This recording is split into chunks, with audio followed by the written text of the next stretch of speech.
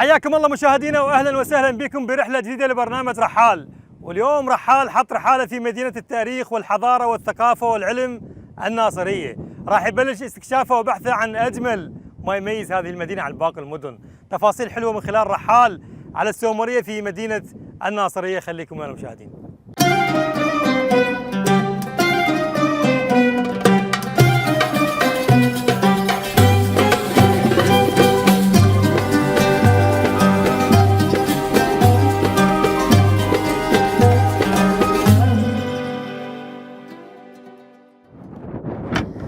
محطتنا الأولى مشاهدينا في محافظة ذي قار في بيت نبي الله إبراهيم.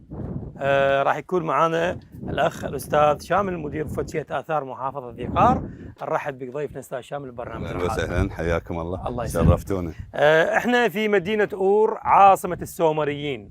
هذه المدينة كانت تعتبر أكبر مدينة اللي حكمت البشرية آنذاك.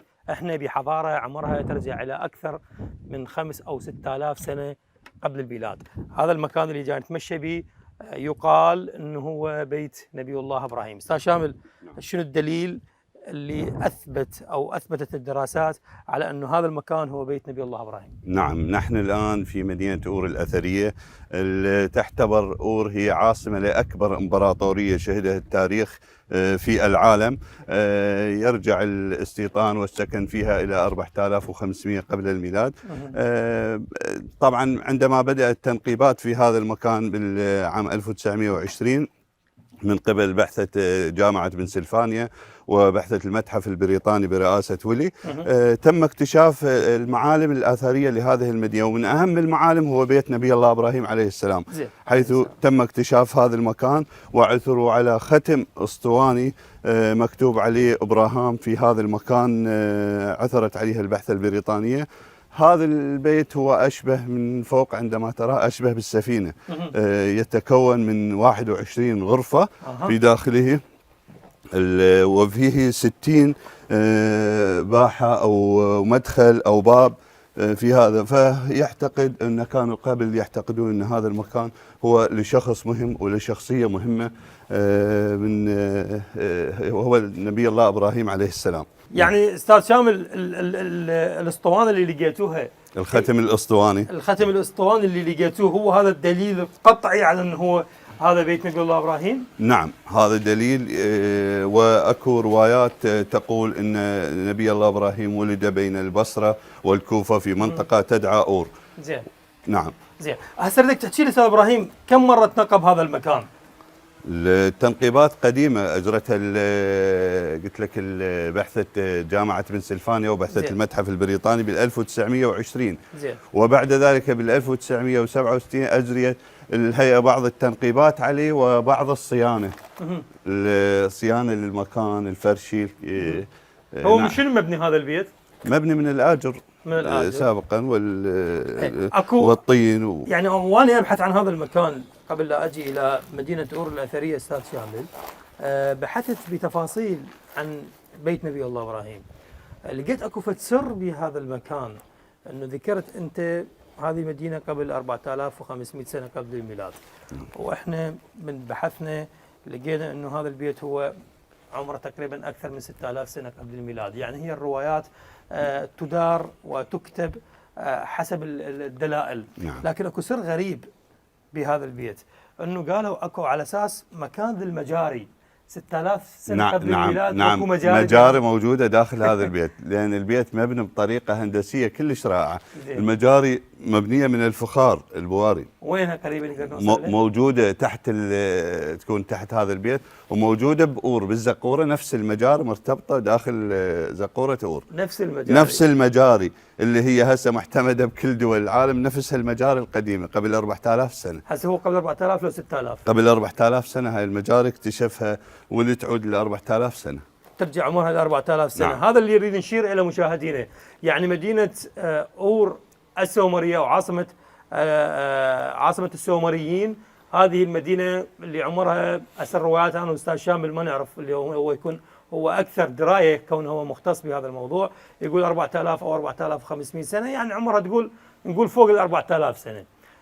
وموجوده به تاسيس المجاري، واكو دول متطوره ما نريد نذكر اسمها، بعام 2024 ما عندهم مجاري. ما عندهم مجاري، هاي تمام. المجاري موجوده بأور وتعمل الى يومنا هذا. لحد يومنا هذا. اليومنا هذا هسه اذا تكون امطار هنا داخل هاي المدينه ورا ربع ساعه ما تشوف استاذ شامل، شنو كانت هذه المدينه؟ شنو كان يكون بهذا المكان؟ هاي المدينه كانت عاصمه الحضاره السومريه، يعني شكو شيء هندسي، شكو شيء معماري، شكو شيء بالحضاره السومريه هو انبنى بهاي المدينه. طيب هذه هسه احنا من جينا من طلعنا من زقوره اور وصلنا الى هذا المكان بيت نبي الله ابراهيم، يعني بسبب التعريه وعوامل المناخ هو يعني سبحان الله بعمليه التنقيب طلعت هذه الهيكليه وطلع هذا البيت. نعم. زين، هذه السنين اللي مرت علينا سنين طويله وما زالت المدينه من تدخل لها عباره عن صحراء، مدخلها وصول إلها، عجب ما يعني كان بها اهتمام اكثر.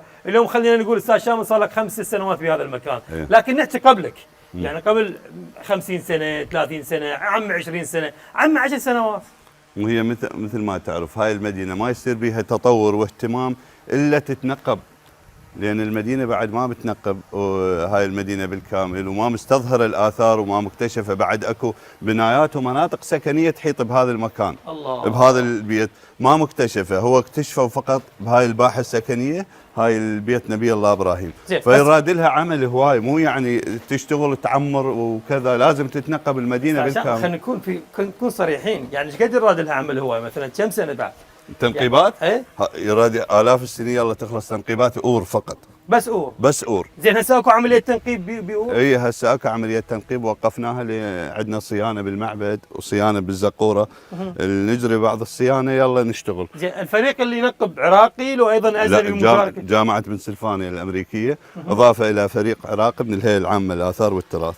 هو يكون بالتعاون مع التنقيب اللي موجود بهذا المكان؟ اي فريق مشترك عراقي امريكي. هسه هاي القاعه اللي نمشي عليها ايش نعم. قد بيها اثار جو؟ هاي مدفونه اثار الارض بعدها ما مستظهره، يعني التنقيبات اللي صارت سابقا هي تنقيبات غير علميه نقول. واذا نرجع مره ثانيه حتى المتارب هاي لازم تتغربل وتظهر بها اثار. هذه المتارب؟ حتى لا هاي الجدران، هاي الجدران القديمه هاي اللبن. ايش قد هاي اعمال صيانه. هاي استاذ شامل ايش قد غنيه هذه القاع؟ كلش غنيه، هاي اغنى مكان بالعالم هو هذا المكان اللي جاي نمشي به. اغنى مكان بالعالم؟ هي عاصمه السومريون. زين هذا المكان نعم اغلى مكان بالعالم نمشي به. خلينا نحكي بصراحه استاذ شامل، بصراحه لازم انه هذا يستثمر من قبل الحكومه. يستثمر نعم، لازم انه اليوم نوفر له. وبعد زياره بابا الفاتيكان قبل 3 سنوات الى هذه المدينه يعني وجه انظار العالم صوب هذا المكان.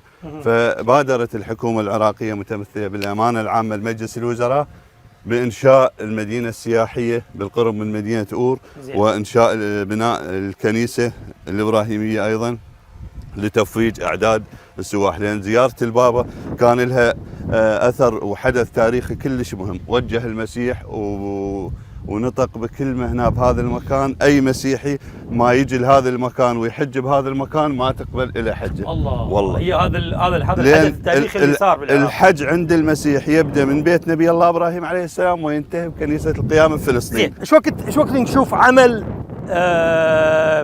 خلينا نقول جاد، عمل سريع للاستثمار بهذا المكان؟ شو وقت نشوفه ان شاء الله؟ بس يعني بصراحه استاذ شامل، مو فقط انتم كمحافظه ذيقار راح تنتعش الحياه الاقتصاديه عندكم، كل العراق مو فقط بالاقتصاد، يعني بسمعه العراق، بتاريخ العراق، بحضاره العراق. احنا اليوم هذه الحضاره اللي احنا نتميز بها. طبعا استاذ شامل خلينا نسولف انا وياك وحتى الساده المشاهدين يعرفون، انا من خلال هذا البرنامج اللي اتجول به بكل المحافظات العراقيه، اليوم ارض العراق وين ما تخلي رجلك تلقى بها اثار، وين ما تخطي خطوه تلقى بها حضاره، تاريخ، ترجع عمرها الى آلاف السنين. يا اخي كل عراقي يفتخر بها، لكن مع الاسف يمكن اليوم انتم هذا البيت اللي هو بيت نبي الله ابراهيم والزقوره يمكن هذه اهون بكثير من بقيه الاماكن الاثريه. نعم. شو وقت يكون الاهتمام بالمناطق الاثريه عندنا بالعراق، هذه الحضاره اللي يقصدها آلاف الناس من خارج العراق، السواح الاجانب، الدول العربيه، يعني اذا تكون ارض لاستقطاب السواح، ايش قد العراق راح يستفاد وشويه يشيل الثقل من الثروه النفطيه، يعني احنا اليوم معتمدين اعتماد كلي على الثروه النفطيه. ان شاء الله اذا تشوف قلت لك بعد زياره البابا شرعت الحكومه ببناء الكنيسه اللي هي قبالكم والمسرح السومري ذيك تكون قريبه منا، زين. اي هاي راح تكتمل باقي 6 اشهر ان شاء الله تكتمل زين. الكنيسه والمدينه السياحيه والمسرح، وان شاء الله ذي قار هي اصبحت عاصمه العراق الاثاريه. مو صح؟ كم فندق الرادن وقبلة العالم. هسه حاليا عندنا 5 فنادق راح تشتغلون عليها بعد؟ لا قاعد المفتوحات بالناصيه لا انا اريد 3 فنادق هسه راح ينبنى هسه داخل المدينه السياحيه بجوار اور. 3 فنادق يعني 7 نجوم درجه اولى حتى تستقطب السواح اللي يجون. اخر التنقيبات اللي اجريت بهذا المكان شنو لقيتوا؟ شنو شفتوا؟ شنو الاشياء اخر التنقيبات كانت بهذا الموقع من قبل ذيك وراء هاي المترا من قبل جامعه بنسلفانيا الامريكيه، عثرت على اختام اسطوانيه واثار وتابليتات، وطبعا هي اور غنيه باي مكان تحفر هو تحثر على اثار مهمه جدا. احسنت. وهذا الموضوع اللي اريد اشير الى كونها هي مدينه غنيه، انها راح تكون عذرا يعني لا سامح الله قبل للسراق، قبل للي لا احنا اور محصنه. هذا اللي اريد اساله، يعني هي محصنه اضافه للكاميرات الحراريه تعمل ليل ونهار هاي الكاميرات. حتى الصوت حتى الاسلاك هنا هي بيها كاميرات، الاضافه للحراس. هسه لو ما احنا موجود انا وياكم الحراس يتابعونكم وين. لا هم اكيد احنا اول ما دخلنا سيلونا ويعرفونا هم الناس خطيه. يعرفونا ويعرفون حضرتك انه انت دخلت قبلنا واحنا جينا وراك. بالتنسيق هم يدرون هذا الموجود، لكن احنا نريد نسال، وحتى الساده المشاهدين هم يعرفون، جزء يسالون وجزء واحد يقول يا على دسيله خاف انه هاي المدينه تكون غنيه. مدينه محصنه بالكاميرات بالسماعات بكل الحمايه، كل وسائل الحمايه. ايش قد راح تكون تستقطب اعداد من السواح في حال تم انشاء المرافق مثلا السكنيه، المسارح، حتى المنتجعات اللي تكون داخل هذه المدينه؟ ايش قد راح تشوف دخول للسواح اذا كان من العراق وخارج العراق؟ نعم ان شاء الله عندما تكتمل المدينه السياحيه. كم سنه بعد؟ ما باقي يعني سنه بال25 تنفتح المدينه السياحيه، واضافه الى المطار. هذا المطار هو ملاصق، هو المدينه السياحيه والمطار واحد مكمل للثاني. بس لازم نحتاج بعد كشف ومسح وتنقيب لباقي المناطق الممثل او البيوت والمعابد اللي نعم بيها. نعم راح يصير تستظهر بعد معالم المدينه. كم معبد تقريبا بيها؟ هسه المكتشف فيه المكتشف تقريبا 40 معبد هسه. 40 معبد. ايه. وبعد ابرز الاشياء المكتشفه في هذا المكان؟ ابرز الاشياء هو معبد دبلال ماخ. زين. اللي مستظهر هسه راح نشوفه. راح نروح هو نشوفه. بناء شاخص. زين. المقبره الملكيه، بيت نبي الله ابراهيم عليه السلام، قصر شولقي، بعض القصور المحيطه به، الزقوره راح تضاف لها اضافه الى المعابد طبعا. هسه بها اضاءه بالليل تشتغل؟ لا هنا الاضاءه ماكو، بس بالزقوره والمعبد والمقبره اضاءه بالليل عادي. شو وقت يتم العمل على هذه الاماكن المكتشفه حاليا بالاضاءه بالتفاصيل بوسائل الراحه وسائل الجمال ما باقي شيء. اكسسوارات؟ احنا هاي الاكسسوارات ما تصير بالاثار. لا قصدي انه لا تنزرع شجره ولا مي ولا كذا، لان هي منطقه اثريه تبقى هيك. العالم بدون ضوء هيك؟ لا ضوء موجود. ضوء هسه ذات احنا لو بالليل هسه اشعل لكم المدينه كلها تنور. حلو. ضوء موجود داخل اور. زين. اي فممثل البابا يقول من تنفتح الكنيسه نفوج للناصريه بالشهر 3000 الى 4000 سائح مسيحي بس على مود الحج. بالسنه؟ لا بالشهر 3000 الى 4000 الى 4000 سائح يجي يحجون بس حجيج ذول. وهي سنه على سنه راح يزيدون. يعني مو السوا غير السوا غير سنه عن سنه يزيد العدد. يا الله والله الى ان تكتمل الفنادق. يعني هذا المفروض يكون اكو جهد حكومي لاتمام او الاسراع بعمليه البناء للمرافق لوسائل الراحه اللي تكون بهذا المكان، حتى نبدا نستقطب السواح، حتى بلدنا ينفتح شويه. شبابنا شباب ذي قار، الابطال الخريجين العاطلين عن العمل اللي يدورون عن فرص تعيين، انا اتصور يقومون يجون من باقي المحافظات الى ذي قار يدورون عمل ويشتغلون. فلهذا نتمنى يكون الاسراع، ونتمنى كل هذا الكلام اللي نتحدث به استاذ شامل يتم ويتحقق على ارض الواقع، حتى احنا اليوم نتميز عن باقي البلدان. احنا لازم نتميز، او احنا بالاصل مميزين، لكن الظروف اللي مر بها العراق، المراحل القاسيه اللي مر بها العراق خلته يتراجع، وخلت الدول اللي هي يمكن ما تمتلك حضاره تتقدم. لكن اكو مثل عندنا يقول ما يصح الا الصحيح. العراق يرجع بالمرتبه الاولى ويرجع بمقدمه البلدان بفضل اهله وناسه وخيريه، واكيد بفضل قاعه اللي تحتضن الحضاره وتحتضن الاماكن الاثريه اللي ترجع او يرجع عمرها الى الاف السنين. هي موجوده وما زالت شاخصة، يراد لها أيادي نزيهة، أيادي عراقية صادقة للنهوض بهذه الحضارة والافتخار بها. جولتنا بعدها مستمرة أستاذ شامل، نروح إلى واحد من المعالم الأثرية اللي ما زالت شاخصة في مدينة أور، وبعدها نشوف محطتنا وين تكون. خليكم ويانا.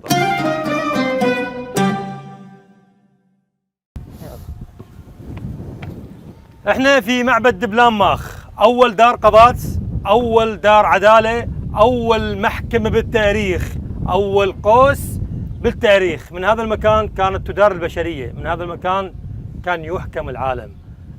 أستاذ شامل، احكي لي عن هذا المعبد واحكي لي شنو تفاصيله بنوبة مختصرة. نعم، في مدينة أور الأثرية ظهرت أولى الأشياء وأولى القوانين، حيث ظهرت فكرة البناء المدرج في زقورة أور كما هو واضح أمامنا. ظهرت أول دار عدالة تم اكتشافها بالتنقيبات ولي عام 1920، وأول محكمة وأول دار قضاء وأول مهنة لممارسة المحاماة في هذا المكان، وأول قانون. طبعا قانون أور نمو هو أقدم من قانون حمورابي ب 350 سنة، ظهر في هذا المكان قانون أور نمو. وكان من هذا المكان نعم، وكانت القوانين والعقوبات والأحكام القضائية تدار من معبد دبلان ماخ، من هذا المكان اللي هو دار قضاء ودار عدالة. وأضاف إلى هذا فيها أقدم قوس في تاريخ البشرية، هو هذا القوس الذي ينسب عمره إلى 4000 أو 4500 قبل الميلاد. زين، يعني أكثر من 4000 سنة قبل الميلاد هو ما زال شاخص وموجود. نعم. ويتميز بأرض بلاد النهرين أو أرض العراق تتميز به، وكل سائح وكل ضيف يجي إلى هذا المكان ينبهر من وجوده بهذا التصميم المعماري والفني اللي عمره أكثر من 4000 سنة قبل الميلاد وما زال شاخص. أستاذ شامل، شنو الأدوات اللي انضافت إلى هذا المكان من ناحية الترميم، التعديل، الصيانة؟ نعم، تم إجراء صيانة لهذا المعبد بالمادة الفرشي والمادة القير بال 1967 من قبل الهيئة العامة للآثار والتراث، حتى يحافظ على مكانه. من 67 لحد هسه؟ نعم. ما حد ضاف له؟ لا ما حد. ليش أستاذ شامل؟ هسه راح نجري له خلال هاي الفترة. الهيئة العامة للآثار والتراث صرفت له مبالغ، راح نجري له بعض الصيانة أيضا لهذا المكان حتى نحافظ عليه ويبقى شاخص، لأن تعرف ظروف البلد اللي مر بها البلد وكذا، ما كانت هيك. طيب، من عام 67 إلى يومنا هذا المكان اللي هو يعتبر أول محكمة بالتاريخ، أول محكمة للبشرية، أول قانون يعني طبق على البشرية، هو احنا بهذا المكان. البشرية من داعش كل العالم وكل التاريخ سن القانون من هذا المكان. قانون أور نمو من هذا المكان كانت البشرية تدار، لكن مثل ما تشوفون من عام 1967 واحنا اليوم بعام 2024 صار له تقريبا اكثر من 50 سنه او اقل. هو هذا المكان او اكثر، هذا المكان هو ما بصيانه. ليش استاذ شامل؟ يعني هسه كونك مدير مفتشيه اثار نعم. محافظه دقار، يعني ما كتبت مطالب لا هي قبل تعرف ظروف البلد والحصار والنظام السابق كان ما مهتم بهاي الامور.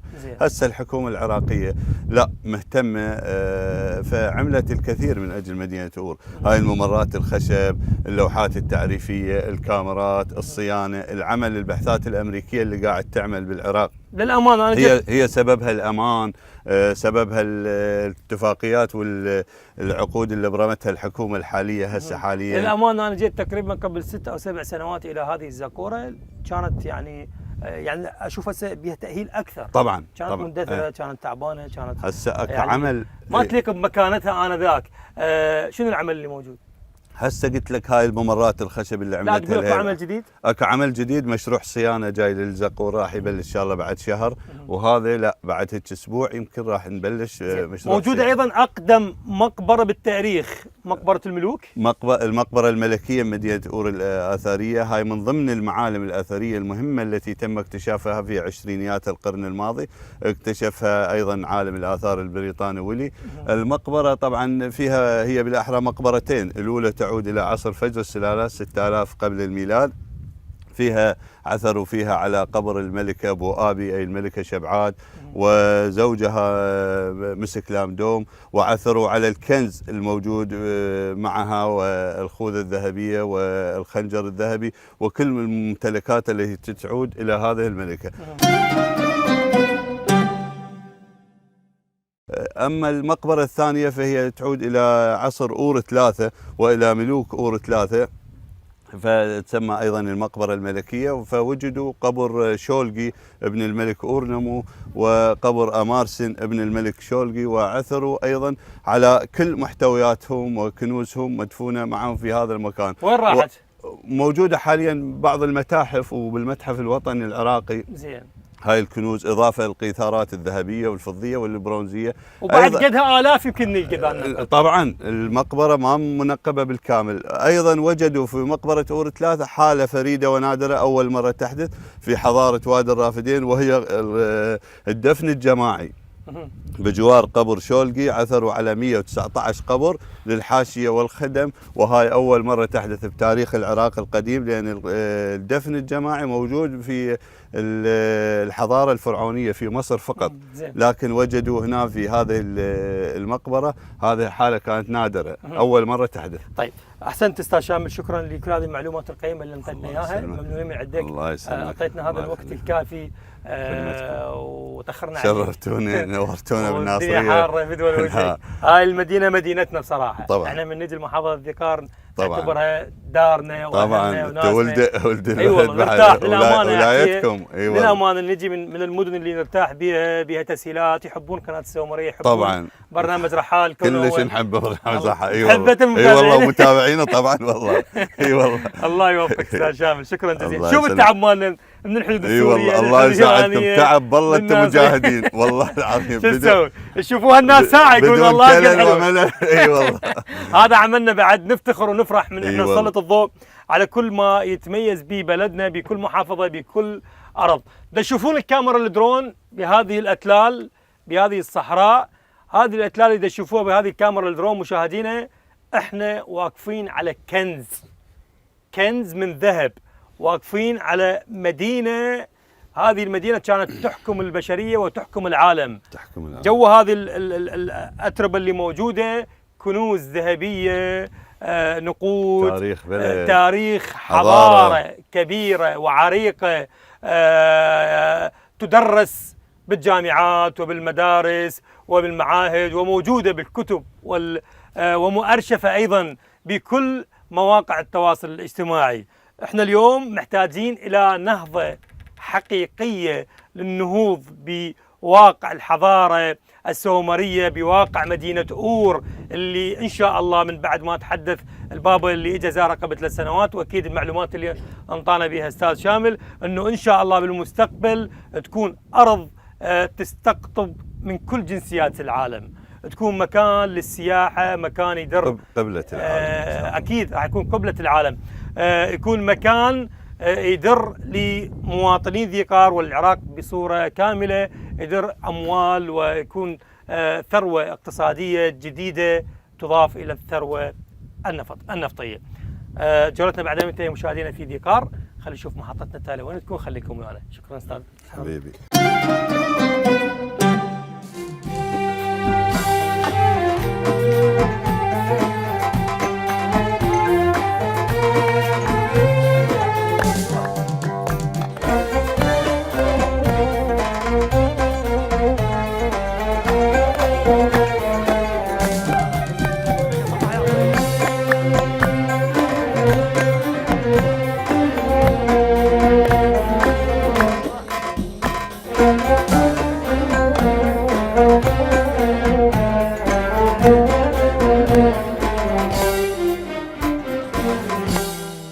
محطتنا التالية مشاهدينا في قضاء الشطرة، محافظة ذيقار، مع مجموعة من موسيقيين وفنانين محافظة ذيقار.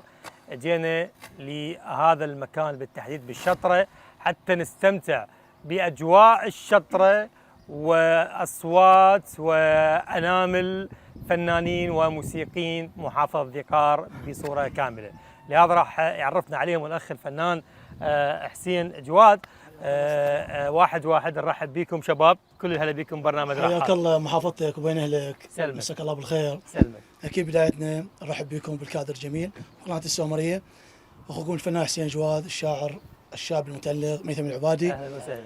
الفرقه الموسيقيه الاساتذه استاذ ليث، استاذ محمد، اهلا وسهلا. استاذ محمد، استاذ محسن، نتشرف. مهندس الصوت هشومي.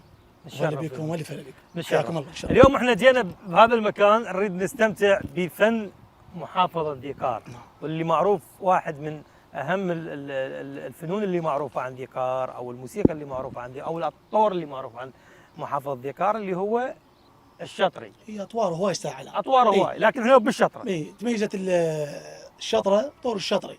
اليوم نريد نسمع من عندكم شطري. سهله بالصبر. زين. كلها سهل.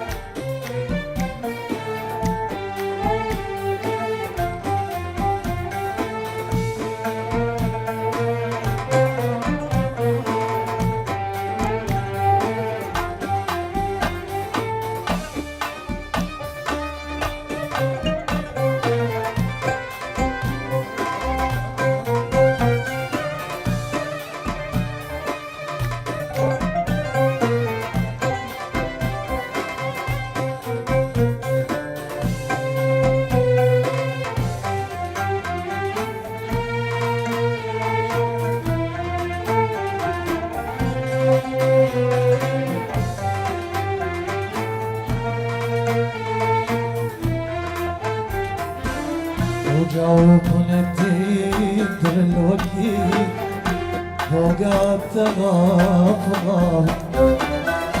وش انت بعد عشيق وبالحسن يدغار. وجاوبنا الدين الوكيل فوق التغافر، وش انت بعد عشيق وبالحسن يدغار.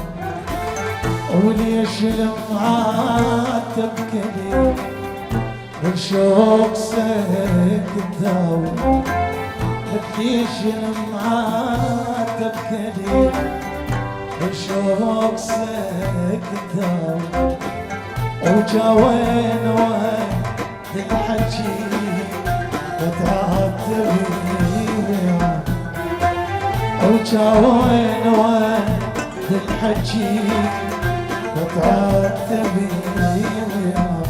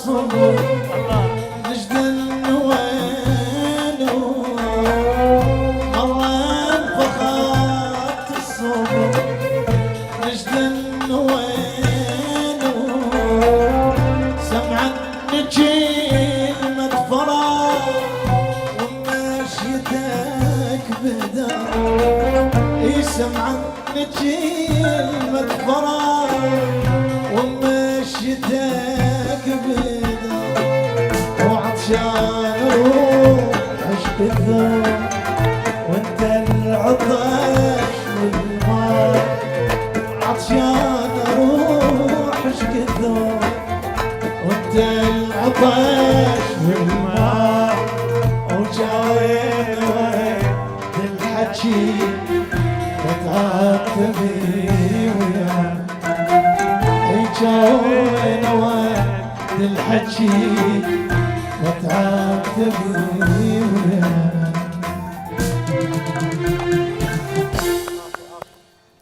احنا خلينا بدايه قبل لا نروح ننتقل للشعر نروح للاستاذ محمد نتعرف على جزء من فن محافظه ذيقار بشنو يتميز. اهلا بك استاذ علاء، مية هلا بكم واهلا وسهلا بكم في مدينتكم الناصريه، وشكرا لقناه السومريه اللي اتاحت لنا الفرصه للتحدث عن مدينتنا، مدينه الشعر والادب، مدينه الفن، مدينه الموسيقى، مدينه الغناء. في بدايه الامر كانت لهذه المدينه بالذات في مدينه الشطره اطوار عديده، منها طور الشطري ومنها طور المستطيل اللي هو العدل. فامتازت هذه المدينة بهذه الطورين الأساسيين اللي أثبتت بصراحة وجودها في الساحة. كان نيني العبد وكان هو من المؤلفين لطور الشطراوي وأيضا طور العدل. فنلاحظ اليوم احنا بهاي المدينة أبدع الأستاذ مطربنا الحبيب حسين جواد بالأغنية حسين نعمة، وسوف ننتقل حتى يكون الواقع أجمل إذا كان أدينا الطور الشطري بمحافظة ذيقار بقضاء الشطرة. بهذه الجلسة الحلوة راح نسمع طور الشطري بصوت حسين جواد اللي صوته يمتاز بصوت جنوبي، صوت ريفي إلى بحة واضحة بهذا الطور. إن شاء الله نستمتع وياكم بطور أستاذ محمد، الشطري. قبل لا نسمع صوت الشطري خلينا نسمع قصيدة إن شاء الله. حبيبي استاذ علاء، تحيه حب لحضراتكم وقناتكم وقناه السومريه ولهذا الكادر الجميل، سلمك ونرحب بكم وان شاء الله هاي محافظتكم ان شاء الله. يا حبيبي. خلينا نسمع منك فد شيء عن ذيقار او لذيقار او عن الشطره. كيف احنا نسمع بشكل عام قصيده ذيقار كبيره، ما نكون عنصريين نحكي بس بالشطره، قصيده وجدانيه نسمع بشكل عام. يلا بشكل عام احسن. هي خربانه الصداقه، الملح شله علاقه، ياهل تكضه ويقول لك ملح ما غزر خرب، شو تعال الدنه يمي الملح شعليه يا عمي. هي خربت لمن صارت المضايف مو قصب، الفلوس الغيرتنا وقعدت الليل العمتنا، يبيعك بكاس وجقار الاكل وياك وشرب، التكثر ربعه تايه بين ميل وميل ما يدري الرفاق شمات قل تنحب، كثر صيفه وبقى ينقط بجيته الليل لو صاحب طويل الصيف ما غرر، اعزاز انتم خبز بال91 المثلكم عنده بال90 يتسلب، على ايد امه يضمكم ضمه تصور خال وحيد وملتحق وبوجهه للتلهب، احب الباكم تشي عرفه مو صايود سطع للما مرطب من قدر رطب، برجلكم رحتوا لي جية هلال بعيد شعلي المعذب يرد واد ما تجهب، انا عرب بدوي عذب للمفارق طيف ومكان صويح بضماله من عذب، ما ضميت وقته حتى اقول اعزاز، فرق بين اللي يروح بكيفه واللي يندب، اللي يروح وما تغيب هذا ما مفقود، شحالاته ما يجي وعد ربعه يتغيب، طحت والوفا قبال عيوني منهم طاح، وانا بعازة وفا المنهية من تنهب، اجوا ربعي لكن من قلت يا الله مو شمنا انا طايح والظهر حدد، الحدرهن مو خشن بضلوع بسكم دوس، الخشن عندكم العند بطيفكم تشلب، شيبتوا القمر بديتوا نجمه بغيم، فقدتون صور بيدم ولد تنحب، اردكم للحدرهن خاطر تشوفوه الحدرهن عمي يشوى الحدر ظن شيب، يا ربعش ما اشوف الملح ما بيصوت، ملحنا الاول وما اشوفه يتعيب، المكان اللي ينترس لو بالصور لو بيك، ما نترس مكانك بمن هب ودب، هيك حكايه اريد حتى ظل مرواح على المحصول ظل الشلبه من نتعب، الما غزرا عدكم كان مغزرات، عدوادم تقعد الحنه بيد عزب، الثوبون بقعد تندوره مطلوبين، هضيم المستحب يتفضل علوجب، ريلك ليش دوم عكس ريلاي وانا الكل ساعه عقبك صار، ريلاي وعلقم تمنحط على القاع، ريلي ثلاثة بكل جهة يتجون لي بسلامتكم. أحسنت أحسنت. خلينا نسمع حسن الشطري منك يا حسين.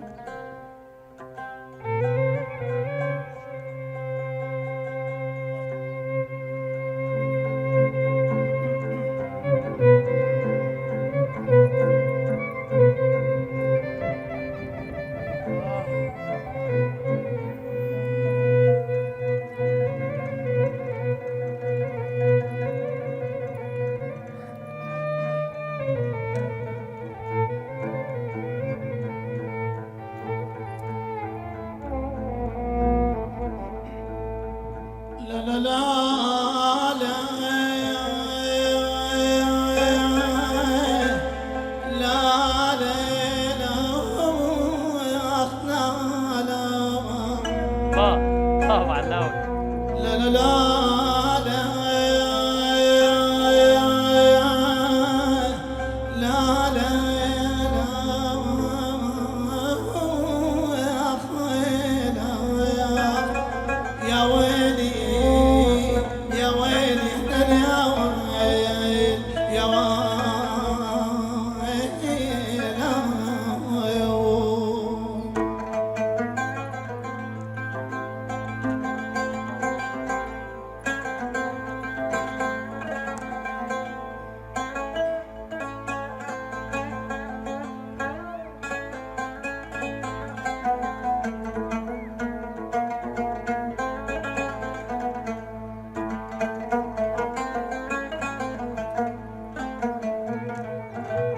لا لا لا من سايات منو منكم علي نشاي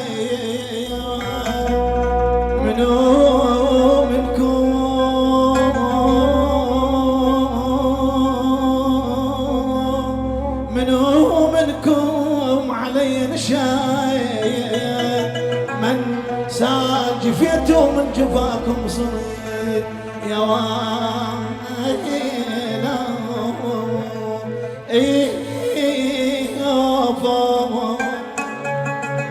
لا لا لا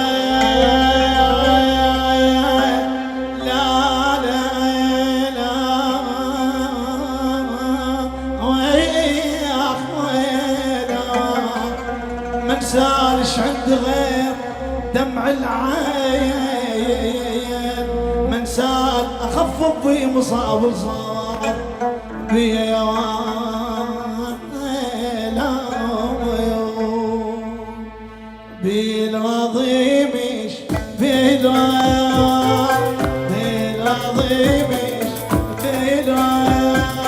قلت له اقدر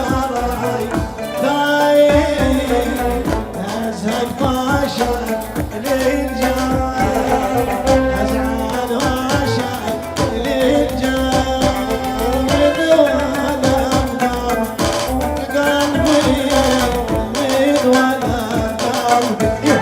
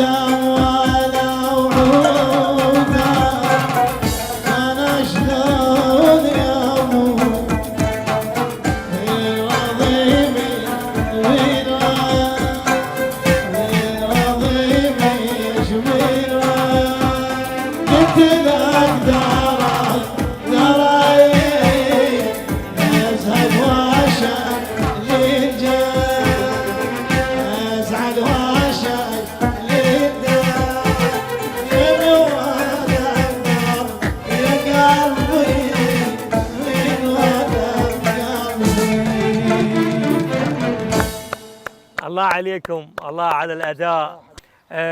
موسيقى وفن وجمال بهذا المكان بقضاء الشطرة محافظة ذكار من الخيال. ارجع لك استاذ حسين. لا حبيبي، احنا سمعنا انه هذه الديره ديره داخل حسن. نعم فعلا. وداخل حسن كان يتميز بطور البيات. نعم. فما دام انه احنا بديرته لازم نسمع من عندك بيات. تتامر. وانت ان شاء الله قد هذا الموضوع انه انت راح تجيب طور الفنان الكبير المرحوم والراحل داخل حسن. تدلل ساعه. لا سلمك. نسمع بيات ان شاء الله. يلا شباب.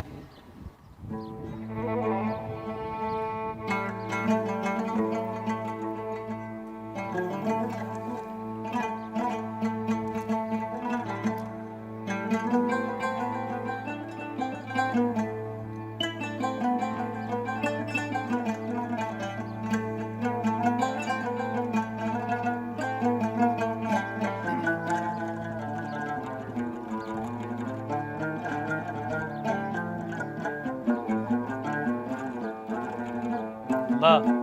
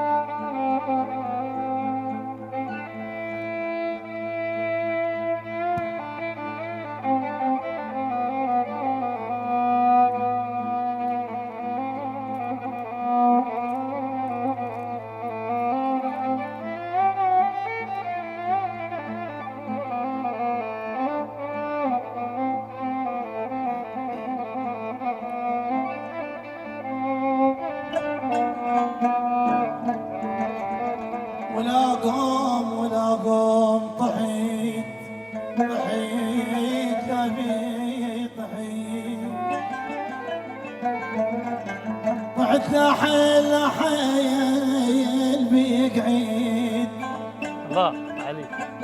طحت لحيل بيقعد ولا اقوم ولا اخوان فزعولي ولا اخوان فزعولي ولا اخوان ولا لا اخوان فزعولي.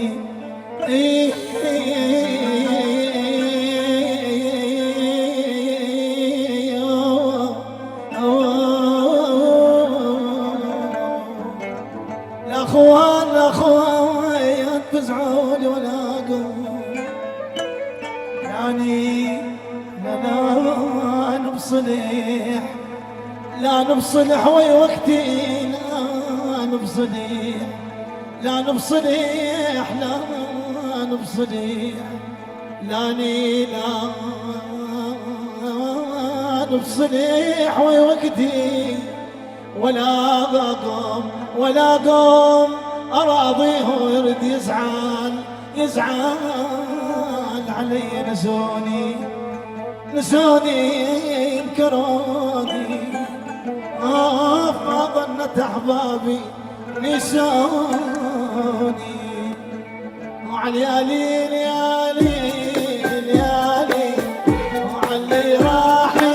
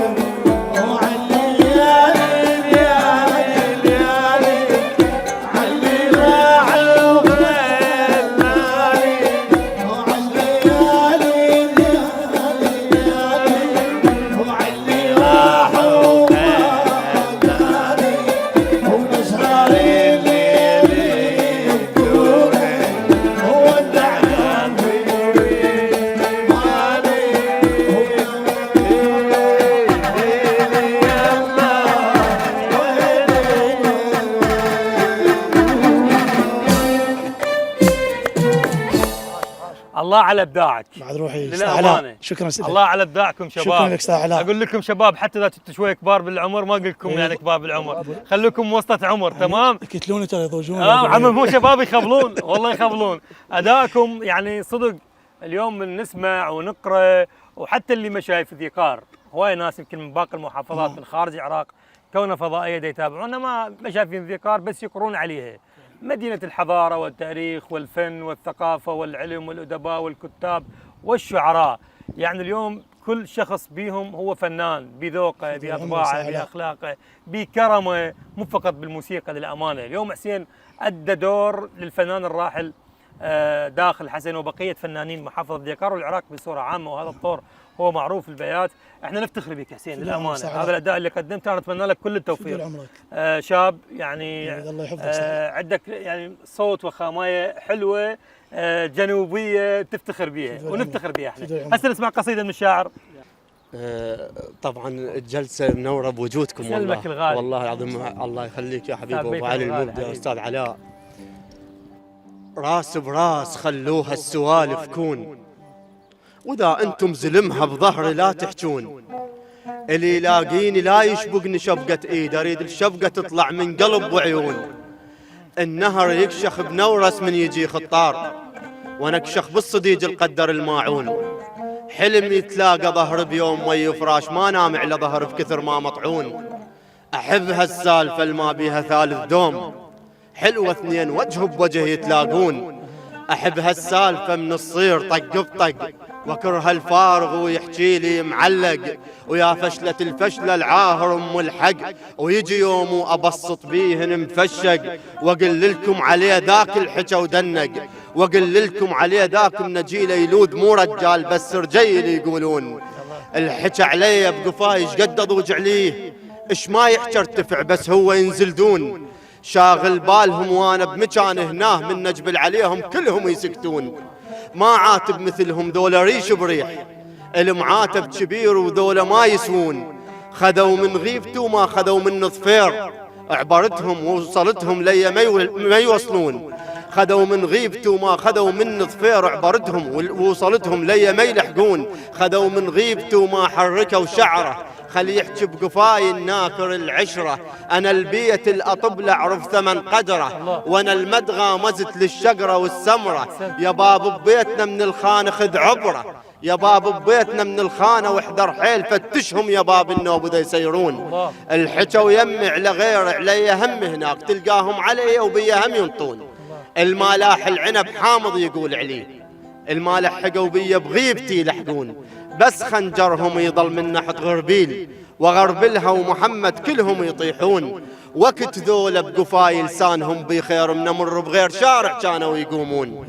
وقت ذولا بقفاي لسانهم يمتد، وانا الوكلتهم بيد عود شقد. كنت ساكت ولكن قلبه ما يبرد، فززني وجيت اليوم اخلي الحد. وحملنا الوجع ما يهمني خلي يشتدى حمله، وما يهمني الوجع ويهين ولا يوقف لوقت بضيج.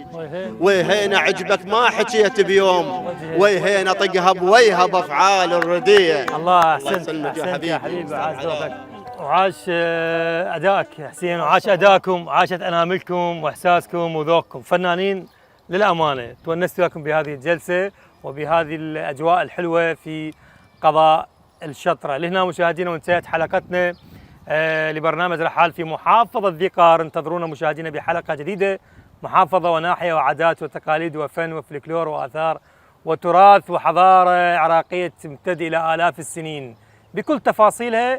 جمال راح تشوفوها من خلال رحال على السومريه. في امان الله. عاش لديكم.